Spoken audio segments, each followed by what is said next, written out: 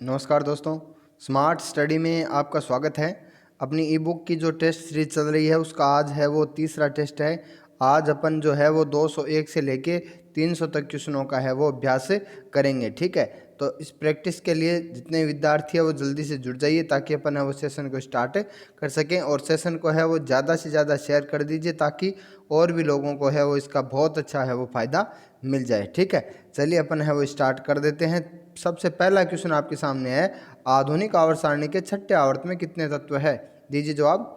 आधुनिक आवर्त सारणी के छठे आवर्त के अंदर है वो कितने तत्व होते हैं? 2, 8, 18 या 32? ठीक है, देखिए अपने को पता है आधुनिक आवर्त सारणी के अंदर है वो 18 वर्ग है। आधुनिक आवर्त सारणी में कितने वर्ग है? 18 वर्ग हैं। तो 18 वर्ग के हिसाब से छठे आवर्त के अंदर है वो एक तो 18 हो गए, और अपने को पता है कि 14 तत्व जो है वो आधुनिक आवर्त सारणी से अलग है वो लेंथ नोड श्रेणी के अंदर रखे हुए हैं छठे आवर्त के। ठीक है, तो ये कुल तत्व कितने हो गए? कुल तत्व हो गए 32। ठीक है, तो इसका सही जवाब हो जाएगा 32। ठीक है, चलिए अगले क्वेश्चन का आप जवाब दीजिए। पृथ्वी पर सबसे ज़्यादा पाई जाने वाली धातु कौन सी है? दीजिए जवाब।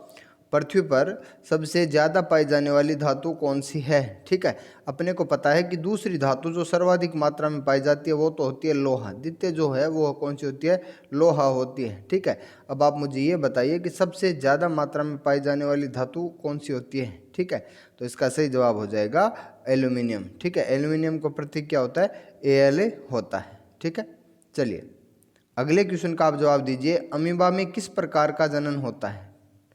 अमीबा में किस प्रकार का जनन होता है? हम छोटी क्लासों से पढ़ते आ रहे हैं कि अमीबा जो होता है वो क्या होता है? एक कोशिकीय जीव होता है। अमीबा जो होता है वो क्या होता है? कि एक कोशिकीय जीव होता है। तो आप जल्दी से जवाब देके ये बताइए कि इसमें जनन है वो किस प्रकार का पाया जाता है। ठीक है, देखिए सबसे पहले यदि अपन बात करें पुनरुद्भवन की, पुनरुद्भवन का मतलब ये होता है कि शरीर जो होता है वो कई हिस्सों में टूट जाता है और प्रत्येक हिस्सा जो है वो विकसित होकर एक नए जीव का निर्माण करता है। ठीक है, और इस प्रकार का जो जनन है वो पाया जाता है प्लेनेरिया के अंदर, और ये क्वेश्चन भी एग्जाम में बहुत बार एग्जाम में पूछा गया है। ठीक है, अगला यदि अपन बहुखंडन की बात करें तो बहुखंडन का मतलब ये होता है कि शरीर जो होता है वो बहुत सारे भागों में टूट जाता है और प्रत्येक भाग से क्या होता है? एक नए जीव का निर्माण करता है। तो इसको अपन बोलते हैं बहुखंडन, और इस प्रकार का जो जनन है वो पाया जाता है प्लाज्मोडियम में। और अपने को पता है प्लाज्मोडियम जो होता है किसके लिए जिम्मेदार होता है? मलेरिया रोग के लिए जिम्मेदार होता है। ठीक है, और मुकुलन तो सभी को पता होना चाहिए, मुकुलन द्वारा जनन होता है हाइड्रा के अंदर। ये क्वेश्चन फेमस क्वेश्चन है, एग्जाम का बहुत बार पूछा गया। तो अमीबा के अंदर है वो किस प्रकार का जनन पाया जाता है? द्विखंडन पाया जाता है। देखिए द्विखंडन का मतलब होता है कि इस मान लो इस प्रकार से अमीबा की शेप होती है। अमीबा का कोई निश्चित आकार नहीं होता, ये एक कोशिकीय जीव होता है। ठीक है, ये दो भागों में है वो क्या कर जाता है? टूट जाता है, और प्रत्येक भाग क्या करता है? विकसित होकर एक नए जीव का निर्माण कर लेता है। इससे जनन को क्या बोलते हैं? द्विखंडन कहते हैं। ठीक है, चलिए अगले क्वेश्चन का आप जवाब दीजिए। ठोस के पिघलने के दौरान तापमान पर क्या प्रभाव पड़ता है? दीजिए जवाब। ठोस के पिघलने के दौरान है वो तापमान पर क्या प्रभाव पड़ता है? यानी एक जो बर्फ है वो पिघल रही है तो उसके दौरान तापमान बढ़ता है, घटता है, या फिर अपरिवर्तित रहता है? दीजिए जवाब। ठीक है, ठोस के पिघलने के दौरान है वो तापमान पर क्या प्रभाव पड़ता है? ठीक है, तो इसका सही जवाब हो जाएगा अपरिवर्तित रहता है। ठीक है, क्यों? देखिए एक बात बताऊँ आपको, यदि ठोस पिघल गया इसका मतलब क्या हुआ है? कि तापमान बढ़ा है। लेकिन यदि पिघल रहा है इसका मतलब है वहाँ पर तापमान में कोई परिवर्तन नहीं है, वो उसका तापमान है वो उतना ही रहता है। ठीक है, चलिए अगले क्वेश्चन का आप जवाब दीजिए। निम्नलिखित में से नर जनन तंत्र का भाग नहीं है। निम्न में से नर जनन तंत्र का भाग नहीं है, तो जल्दी से अपना जवाब दीजिए। वृषण, अधिवृषण, प्रोस्टेट ग्रंथि या अंडाशय? ठीक है, यदि अपन बात करें तो अपने को पता है कि वर्षण जो होता है वहाँ पर शुक्राणु का निर्माण होता है, तो इसका मतलब ये जो तो क्या होता है? नर जनन तंत्र का भाग होता है। अधिवर्षण की बात करें तो यहाँ पर शुक्राणु जो होते हैं वो सुरक्षित रहते हैं या स्टोर रहते हैं अधिवर्षण के अंदर, और प्रोस्टेट ग्रंथि है वो शुक्राणुओं को क्या करती है? पोषण प्रदान करती है। तो ये तो नर जनन तंत्र के भाग होते हैं। लेकिन अंडाशय जो होता है वो क्या होता है? मादा जनन तंत्र का भाग होता है, जिसे मादा जनन कोशिका जो है अंडाणु का निर्माण होता है। ठीक है, तो इसका सही जवाब हो जाएगा अंडाशय। ठीक है, चलिए अगले क्वेश्चन का आप जवाब दीजिए। सबसे कम विद्युत प्रतिरोधकता वाली धातु कौन सी होती है? ठीक है। कम विद्युत प्रतिरोधकता का मतलब हो गया अधिक चालकता, यानी सबसे चालक धातु कौन सी होती है? कम प्रतिरोधकता यदि कम होगी तो चालकता क्या होगी? अधिक होगी। तो आप बताइए सबसे चालक धातु कौन सी होती है? आयरन होती है, सिल्वर होती है, कॉपर होती है, जिंक होती है? दीजिए जवाब। सबसे चालक धातु कौन सी होती है? ठीक है, तो अपने को पता है इसका सही जवाब हो गया सिल्वर। सिल्वर का मतलब हो गया चांदी, और चांदी का प्रतीक क्या होता है? Ag होता है। ठीक है, चलिए अगले क्वेश्चन का आप जवाब दीजिए। ध्वनि की किस परिघटना के कारण है वो प्रतिध्वनि सुनाई देती है? ठीक है, प्रतिध्वनि का मतलब ये होता है कि ध्वनि का गूंजना, या अपन कह सकते हैं ध्वनि का टकरा कर अपने को वापस सुनाई देना। तो बताइए आप किस घटना के कारण है वो प्रतिध्वनि सुनाई देती है? ठीक है, अपने को पता है कि प्रकाश यदि टकरा कर वापस आता है तो उसको अपन क्या बोलते हैं? परावर्तन बोलते हैं। तो यहाँ ध्वनि भी यदि टकरा कर वापस आ रही है तो इसको भी हम क्या बोलते हैं? इसको भी हम क्या बोलते हैं? परावर्तन बोलते हैं। तो प्रतिध्वनि जो होती है वो किसके कारण सुनाई देती है? परावर्तन के कारण सुनाई देती है। ठीक है, चलिए अगली यदि अपन बात करें तो अगला आपसे क्वेश्चन पूछा गया है कि विद्युत धारा और विभवांतर के मध्य संबंध दर्शाता है। कौन सा नियम ऐसा है जो विद्युत धारा और विभवांतर के बीच में संबंध दर्शाता है? फैराडे का नियम, जूल का तापन नियम, ओम का नियम, या कूलॉम का नियम? दीजिए जवाब। विद्युत धारा और विभवांतर के बीच में संबंध दर्शाता है। ठीक है, यानी V समानुपाती होती है I के। ये नियम है वो किससे संबंधित है? ठीक है, तो अपन कहते हैं कि ओम जो है, जॉर्ज साइमन ओम ने 1927 के अंदर, कब? 1927 के अंदर एक नियम दिया था कि किसी धारावाही चालक तार में प्रवाहित जो विद्युत धारा होती है जिसको अपन I से व्यक्त करते हैं, और सिरों पर विभवांतर जो होता है उसको अपन V से व्यक्त करते हैं, इनके बीच में संबंध क्या होता है? दोनों एक दूसरे के समानुपाती होते हैं। यानी कहने का मतलब ये है कि यदि विद्युत धारा बढ़ेगी तो विभवांतर भी बढ़ेगा, और विद्युत धारा घटेगी तो विभवांतर भी क्या करेगा? घटेगा। तो इसका सही जवाब हो जाएगा ओम का नियम। ठीक है, चलिए अगले क्वेश्चन का आप जवाब दीजिए। कॉपर सल्फेट में जल के कितने अणु उपस्थित होते हैं? दीजिए जवाब। कॉपर सल्फेट के अंदर है वो जल के कितने अणु उपस्थित होते हैं? ठीक है, इस प्रकार के 4 क्वेश्चन एग्जाम के अंदर बनते हैं। एक तो बनता है कॉपर सल्फेट का CuSO4, कॉपर सल्फेट का बनता है। एक क्वेश्चन बनता है फेरस सल्फेट का। ठीक है, एक बनता है सोडियम कार्बोनेट का Na2CO3 का, और एक क्वेश्चन जो है वो बनता है जिप्सम का, यानी CaSO4। अब इनके अंदर है वो जल के अणुओं की संख्या पूछी जाती है। तो आप बताइए सबसे पहले तो कॉपर सल्फेट के अंदर है वो जल के अणुओं की संख्या बताइए। ठीक है, कॉपर सल्फेट का साधारण नाम जो होता है वो अपने को पता है क्या होता है? नीला थोथा होता है। कॉपर सल्फेट का साधारण नाम क्या होता है? नीला थोथा होता है। ठीक है, तो इसके अंदर जल के अणुओं की संख्या कितनी होती है? 5 होती है। ये चारों आपको आज के आज ही रट लेने हैं। कॉपर सल्फेट के अंदर जल के अणुओं की संख्या कितनी होती है? 5 होती है। फेरस सल्फेट के अंदर जल के अणुओं की संख्या क्या होती है? 7 होती है। सोडियम कार्बोनेट के अंदर जल के अणुओं की संख्या कितनी होती है?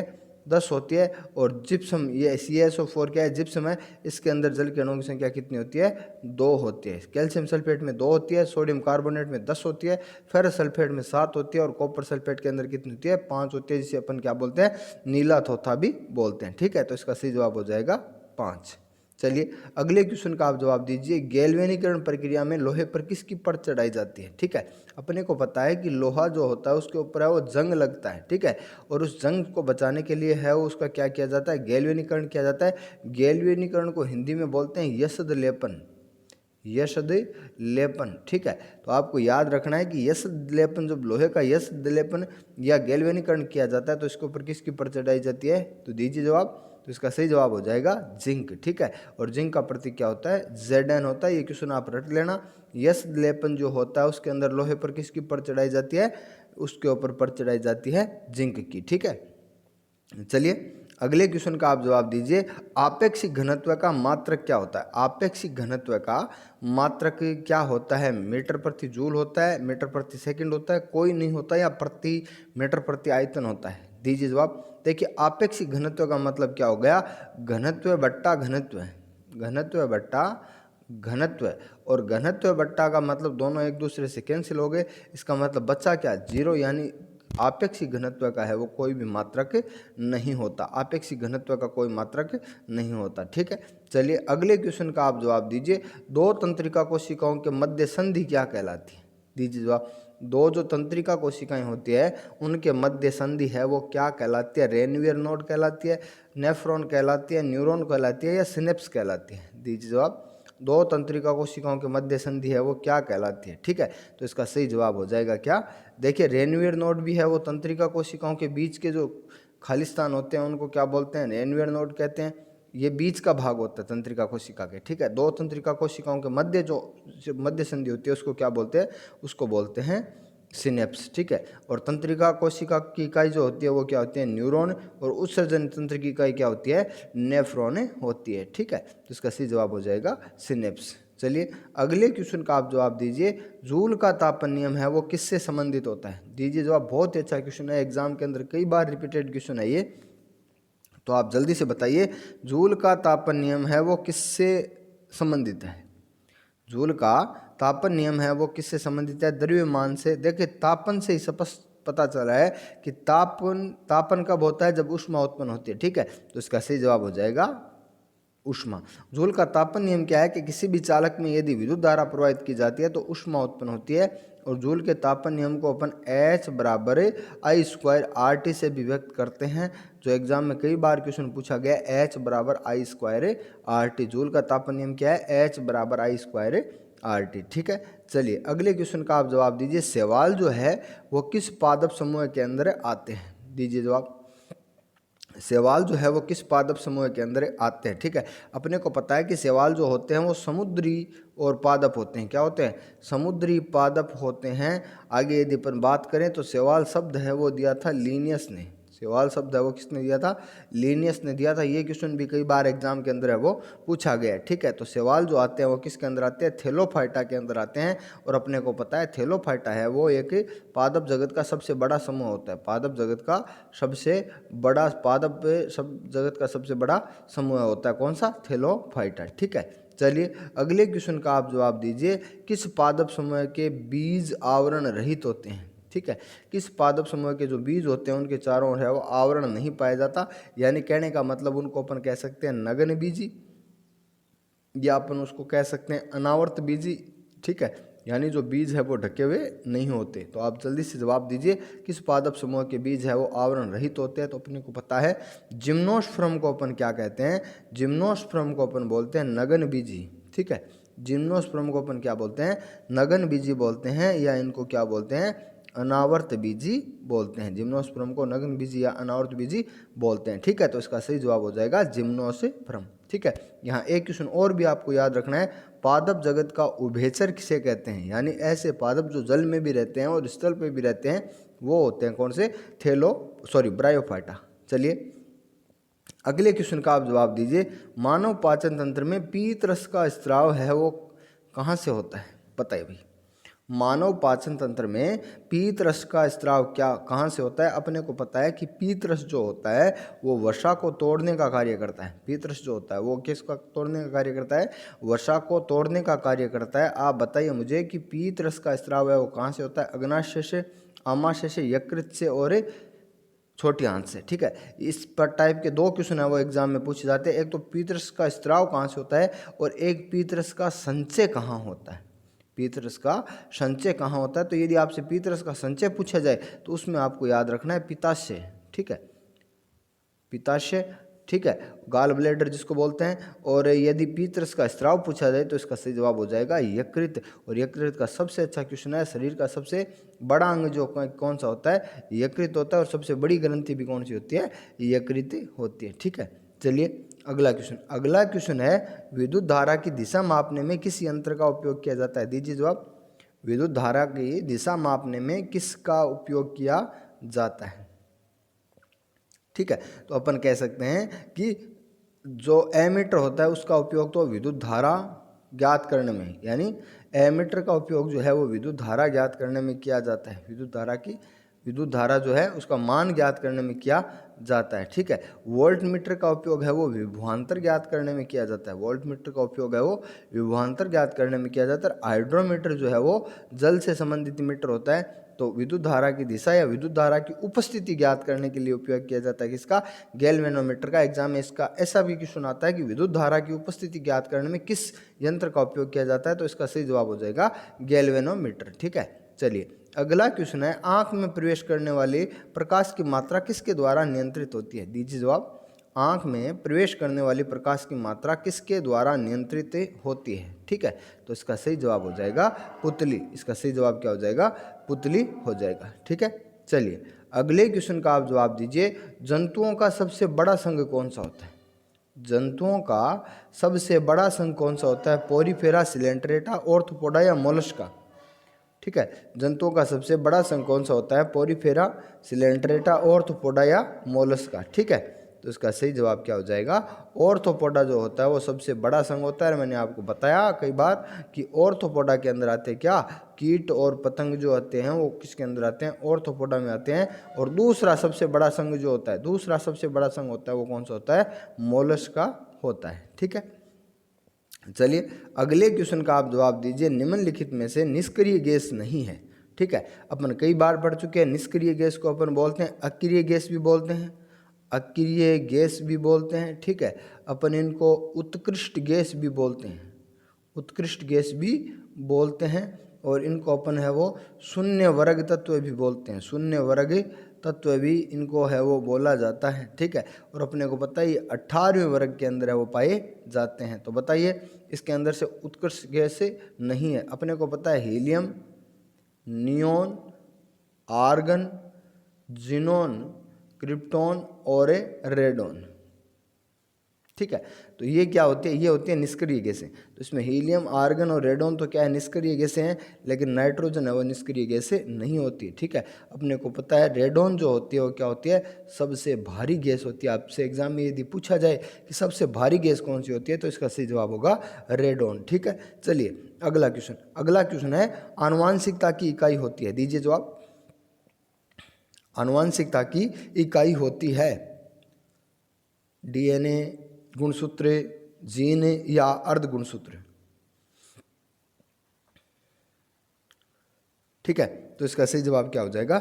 इसका सही जवाब हो जाएगा जीन। अपने को पता है आनुवांशिकता विज्ञान की वह शाखा होती है जिसका उपयोग, जिसमें क्या होता है? लक्षण एक पीढ़ी से दूसरी पीढ़ी में जाते हैं। ठीक है, लक्षण क्या करते हैं? एक पीढ़ी से दूसरी पीढ़ी में जाते हैं। तो आप ये कह सकते हैं कि जीन जो है वो लक्षणों को एक पीढ़ी से दूसरी पीढ़ी में ले जाने का कार्य करता है। ठीक है, चलिए अगले क्वेश्चन का आप जवाब दीजिए। संवेग किसका गुणनफल होता है? दीजिए जवाब। संवेग जो होता है वो किसका गुणनफल होता है? अपने को पता है कि संवेग को पी से व्यक्त करते हैं। एग्जाम में कई बार सीधा क्वेश्चन ये भी पूछा जा चुका है कि संवेग को किससे व्यक्त करते हैं? तो संवेग को पी से व्यक्त किया जाता है। ठीक है, संवेग को किससे व्यक्त किया जाता है? पी से व्यक्त किया जाता है। और पी बराबर क्या होता है? पी बराबर होता है एम वी। एम वी का मतलब क्या हो गया? द्रव्यमान और वेग का गुणनफल हो गया। ठीक है, चलिए अगले क्वेश्चन का आप जवाब दीजिए। किसी गर्म भट्टी से कौन सी विकिरण उत्सर्जित होती है? ये क्वेश्चन तो मोस्ट इंपॉर्टेंट क्वेश्चन है, कई बार हर एग्जाम के अंदर है वो पूछा गया क्वेश्चन है। तो किसी गर्म भट्टी से कौन सी विकिरण उत्सर्जित होती है? ठीक है, दीजिए जवाब। वही विकिरण उत्सर्जित होती है जिसका उपयोग है वो टीवी के रिमोट में भी किया जाता है। उन किरणों का उपयोग है वो टीवी के रिमोट में भी होता है। एक क्वेश्चन की दो क्वेश्चनों का एक जवाब है, तो वो जवाब हो गया अवरक्त विकिरण। ठीक है, वो जवाब क्या हो गया? अवरक्त विकिरण हो गया। ठीक है, टीवी के रिमोट में और गर्म भट्टियों से कौन सी विकिरण निकलती है? तो वो निकलती है अवरक्त विकिरण। ठीक है, अगला क्वेश्चन हो गया विद्युत फ्यूज है वो आधारित होता है। बताइए विद्युत फ्यूज जो होता है वो किस पर आधारित होता है? विद्युत धारा के रासायनिक प्रभाव पर, विद्युत धारा के चुंबकीय प्रभाव पर, विद्युत धारा के तापीय प्रभाव पर या विद्युत धारा के गुरुत्वीय प्रभाव पर? दीजिए जवाब। विद्युत धारा के तापीय प्रभाव पर, विद्युत धारा के गुरुत्वीय प्रभाव पर या विद्युत धारा के रासायनिक प्रभाव पर? तो इसका सही जवाब हो जाएगा विद्युत धारा के तापीय प्रभाव पर आधारित होता है। ठीक है, चलिए अगले क्वेश्चन का आप जवाब दीजिए। कौन सी धातु ठंडे जल के साथ अभिक्रिया कर ऊष्मा उत्पन्न करती है? बताइए कौन सी धातु जो है वो ठंडे जल के साथ है वो अभिक्रिया करती है? ठीक है, अपने को पता है मैग्नीशियम और कैल्शियम जो होती है वो हमेशा गर्म जल के साथ अभिक्रिया करती है। ठीक है, और आयरन जो होता है वो हमेशा भाप के साथ अभिक्रिया करता है। लोहा जो होता है वो हमेशा भाप के साथ अभिक्रिया करता है। तो इसका सही जवाब हो जाएगा सोडियम। ठीक है, इसका सही जवाब क्या हो जाएगा? सोडियम हो जाएगा। ठीक है, तो जल्दी से आप बता दीजिए कि आपके कितने क्वेश्चन है वो सही हो रहे हैं। ठीक है, जल्दी से आप बता दीजिए आपके कितने क्वेश्चन सही हो रहे हैं। कल आपका जो है वो 301 से 400 प्रश्नों तक का क्या होगा? टेस्ट होगा। तो जितने विद्यार्थी हैं जो नहीं जुड़ रहे हैं उनको भी आपको जोड़ दीजिए, और जितने विद्यार्थी जुड़े हुए हैं वो एक बार है वो सेशन को क्या कर दीजिए? लाइक कर दीजिए। ठीक है, चलिए मिलते हैं अगले टेस्ट के अंदर।